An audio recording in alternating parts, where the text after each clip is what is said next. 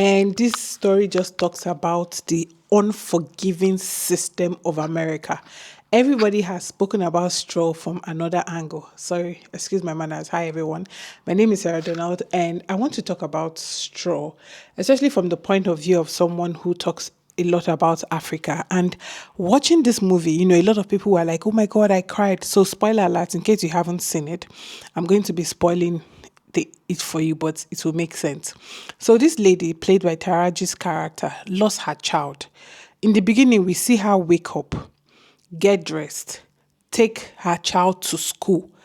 And, when she took her child to school, she on her way, she saw the landlord. The landlord saw her holding her child or that kind of thing. And when she dropped her off in school, the teacher looked at her weird. Then after a while, or the principal or whatever, they called like the social security for her and all that. Anyway, at the end of the day, if you've watched it, you get what I mean. But even if you haven't watched it, the point of this is that while she was doing all these actions, her child had already passed. Her child passed a day before. So she was at home alone, taking that child to, they later showed it from another angle where she was actually like holding a child, how do I explain it, but wasn't holding. So in the replay, you see her hand, you see her open the back door, just normal routine, which is why the principal was shocked in the first place when she came to school. So it made sense. And then the guy didn't pay her and every other thing. So I'm sure you've heard a lot about this. But this just showed me how unforgiving the American system is and the things that people like us that live in Nigeria take for granted. We take community for granted, but we do not know. To be honest, my cousin just finished watching it and we spoke about it just from the same angle. She was like, God, this American system. First of all, a lady, like a single mom, a mother of one, works about 3 jobs or so and is still not able to take care of her kids. When I say that, I know that in our country, there's like her child, sorry, there's rich, there is poor. But if you live in Nigeria, you will agree with me that even that cleaning lady that has 5 children, in fact, let me not even give that. There's this guy I follow on Instagram, right? He goes around like helping people, giving people things and stuff like that. So he came to meet a woman and she was just sitting there hopeless, kind of like helpless. She didn't, from her face, she was sad. And what's the problem? She said she had 5 kids that were in the university. Now, this woman has like a small shop outside her house. Like if you sell she like that her kiosks where everything she's selling put together, if you sell it's not up to 2 million naira or not even stretch 1 million naira. Because when they asked her what she wanted, she said she just wanted money to buy fridge so that her business, she can be able to sell cold drinks to the people in the construction and to help her have more money. But this woman is training her kids in the university. And a woman in America has 1 child because she's a single mom. Now, I can't remember the backstory if the husband left, but okay, let's say something had even happened to him, because sometimes leaving is not always like the person chose to leave or something. What if he had passed? But a woman who was working about 3 jobs was not able to meet up with her rent.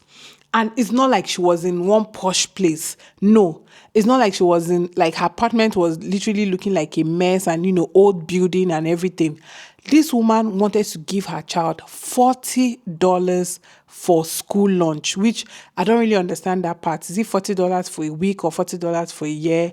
I don't get it, because even like my daughter that is in a private school, in an entire month, their lunch, I don't know. Let me not go in there. But I don't understand if the $40 was for a year. If you've watched it and you understand, let me know. Because I don't want to believe that $40 is for a day. That's ridiculously high. But the fact that this woman with all this thing was still not able to was struggling to raise this amount for her child, that's it. And first of all, like I said, first things first, the fact that this woman's child passed and she was at home alone.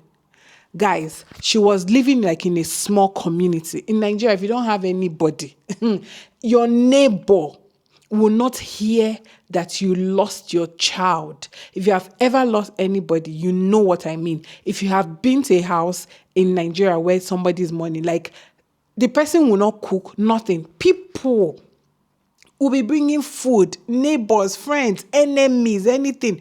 They will surround you. You'll be the ones to say, give me a break. You get, and like obviously, and small communities like that,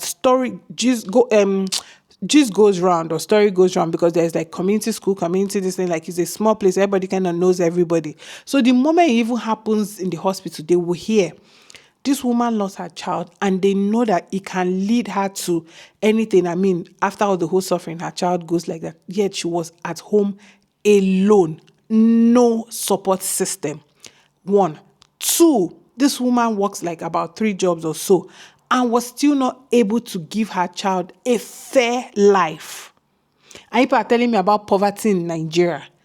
This person is working, and you're telling me that somebody, and people come and say minimum wage, but somebody who is earning that minimum wage in Nigeria can take care of at least, like she'll be struggling, no, but she'll take care of 4 kids. I even used to say that part of the problem in Nigeria is that if only a lot of us are educated on the amount of kids we had, or there was a law or something, trust me, it won't be bad. Because you see Nigeria, somebody is earning like $70 and she has 6 children. How is she training those children? Somehow people will come through. I mean, imagine somebody just called me that, oh, my wife was pregnant and they decided to do CS. And that's the thing with Nigeria, like for an entire year, you pregnant your wife. For an entire year, you had time to plan, yet you don't have the money for the CS, but he's still saying that, oh, it's just remaining this amount. How did he get the remaining money? Because he has called this person and this person and this person. But in that America or in UK, you are on your own.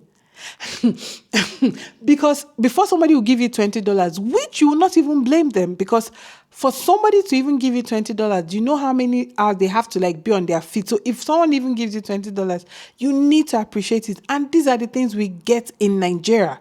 People rally around for you. Like, guys, my point of after watching this film, I was just like, we should not take our support system, our community in Nigeria for, like, we shouldn't, it's something when we're talking about, oh, America is great, UK is great. These are some of the things that Africa has that we cannot take away. That hospitality. Because I'm just trying to imagine how a single mom with 1 child and working, normally for her to be in that situation in Nigeria, she will not have a job. Do you get what I mean? Like but this one has jobs. She's working. Like she's doing like 3 jobs and she cannot take care of 1. Then someone passes. And then that same day, the next day, the landlord throws her out. I saw a video that was trending on Facebook because this girl was making a video that, her landlord threw her out. Da, da, da, da. And I was going to the comment section and people were like, but you've been owing him for a year. You and I know that there's some people that stay in Nigeria. 2 years they're owing house rent. I beg. My dad has a property, so I know. If you have a property and you're kind and you don't hand it over to a lawyer, get ready. They will owe you. Like they will owe you. And to top it up, something will now happen to your child. Best believe that nobody's going to evict you. In fact, if they plan to evict you, and then that thing now happened, they will even give you time. No, the next day, she was kicked out, thrown out with her things under the rain. Like, you guys don't understand. This is a country where you cannot compare the homelessness in Nigeria to America. Because this is a country where you say you're going to Lagos, you call your auntie, you call your uncle, someone will come through for you. The other time I was trying to, in fact, it's even affecting our work, like employing people up. And I know when people complain about why helps and all that, why the turnaround is a lot. Because the other day I was interviewing people, like last year when I was trying to hire a cleaner. Where do you stay? I stay with my uncle. Are you paying rent? No. Where do you stay? I stay with my sister. Where do you stay? I'm staying with my cousin. Where do you stay? I'm staying, like everybody I interviewed had someone they were staying with rent free. But these are things we take for granted. But you move abroad, how you will stay rent free? Parents charge their kids. I know some people on YouTube, they are saying that because UK has gotten very expensive, that instead let they move back to their parents' house and pay half of the money. They didn't say, let me move back to my parents' house and stay rent free. They said, let me move back to my parents' house and pay half the money. My point is, we need to start seeing the beauty in our own, right? We need to, let's not let the negativity or the negative things that happen, like, let us not make it overtake or cloud our judgment. Let us sometimes see the beautiful things around. The fact that a whole lot of us have gotten help in this country one way or the other. When I was growing up, we had cousins staying in my house, relatives. Like, I cannot remember, they'll give you a room and say, this is your room. But I don't think for once I ever slept in that room alone. Every relative of mine that schooled in the state where I grew up stayed in my house. Like, it was just normal. This one is leaving as they're graduating. This one is coming back. They didn't have to pay anything. They didn't have to contribute for feeding, nothing. Absolutely. Anything your mom is buying for you is buying for this one. A lot of us as well. When we said, okay, we're moving to Lagos, we're moving to Abuja, we didn't start paying rent early. People will house you in this country for free. People will check on you. And we take that for granted. Like, you guys don't understand. I don't know if you're feeling what I'm feeling, but when I was watching this thing, I was like, maybe I need to rewatch it. Maybe it's me that is not getting it. Nobody send you. You are alone after losing a child. Like, even the people that don't have anybody, like, I don't know, even if you're maybe isolated on your own, you don't have anybody, your neighbors will come through for you.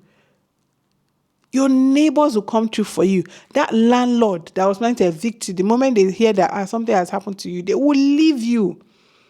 And there's no way you have about 3 jobs in this country and you'll not be able to take care of one child.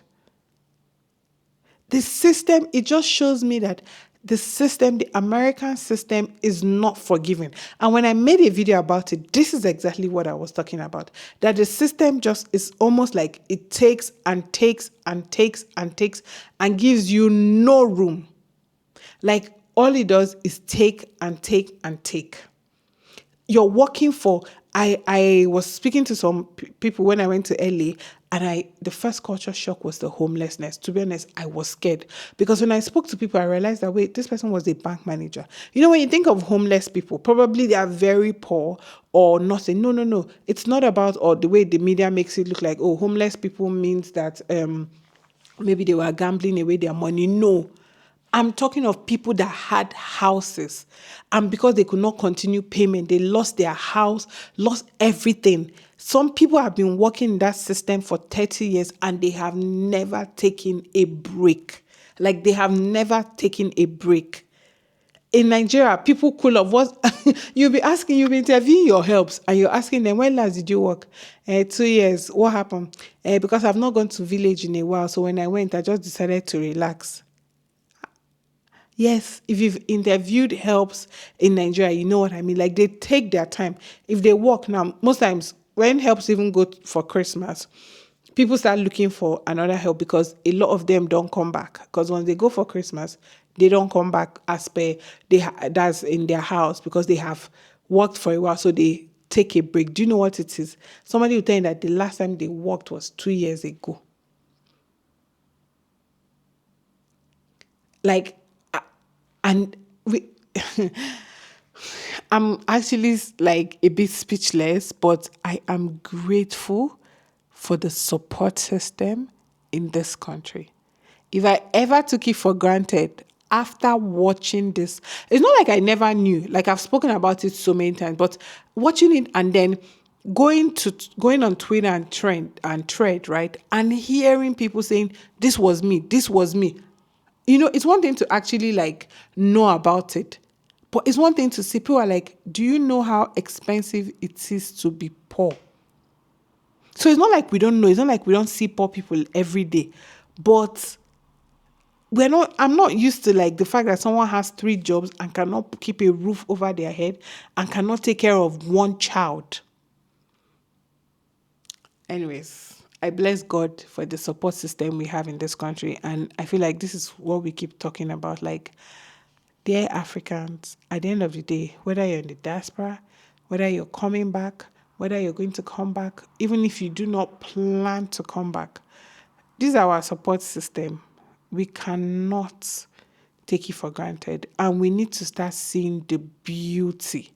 I said, we even take it and take it abroad. Because when I was watching the BBC documentary, I was just listening to know how did this one survive. I said that nobody will finish this documentary without saying that someone took them in. A guy said that family friend that he met at the bus stop took him in. I said, I knew it.